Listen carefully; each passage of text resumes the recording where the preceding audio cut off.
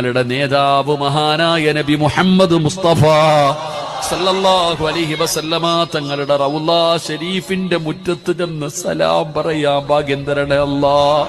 അതിനുള്ള അവസരം നൽകണേ അല്ലാ. അല്ലാഹുവേ, പടച്ചവനെ ഈ നീട്ടിയ കയ്യെ നീ തട്ടിക്കളയല്ല റബ്ബേ. അല്ലാഹുവേ, ഞങ്ങളെ ഒരാളെയും നീ വെറും കയ്യോടെ മടക്കല്ല റബ്ബേ.